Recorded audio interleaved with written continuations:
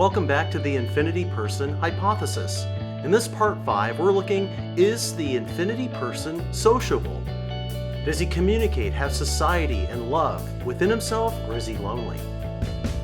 We want to look at 2 little notes before we continue with the main part of the presentation. First, there is a big difference between an isolated, lonely, solitary infinity person and an infinity person full of community in himself. And secondly, you could be a social, abled infinity person, but antisocial. But that's not the case with the infinity person. He created a universe in us to enter in. The first of 3 points we're trying to make here is the sociableness of the infinity person. That as a 3-1 person, he has no social deficits and loves and creates community. Let's look at the Bible data about the relationship and the community within this infinity person, as seen in the Father and the Son. God the Father loves God the Son. Clear expression of that. And not only does he love him, he has loved him from before the foundation of the world, before the creation of the universe. It's an eternal love. It always has been.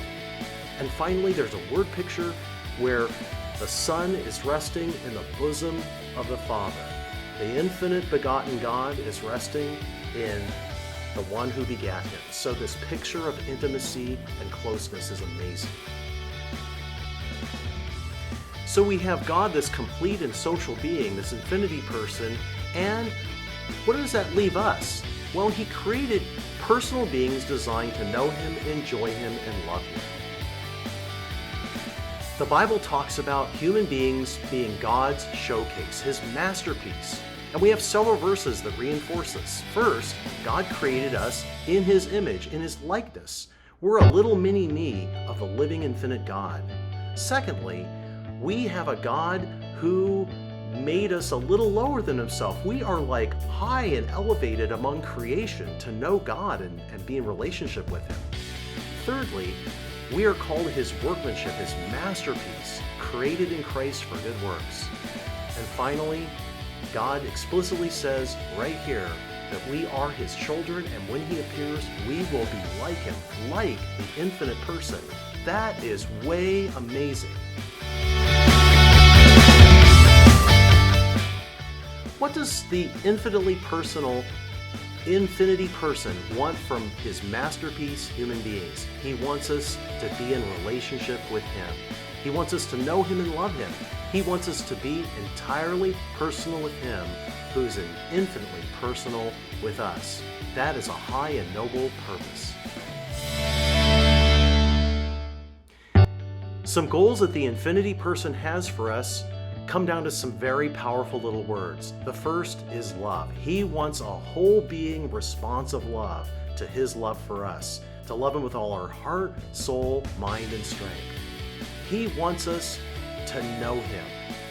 The whole point of all that he's doing among humans is that we would know him.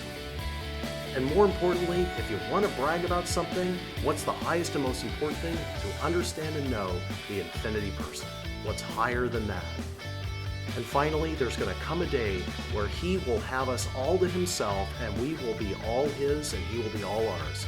We'll dwell with him forever and ever and be in his personal presence. What better fate could there be to end up like that? So it brings up a very important question, which is, can you see how it'd be totally worth it to enjoy the society of this infinity person? To enter into depths of relationship, community, and love that we can't even begin to fathom.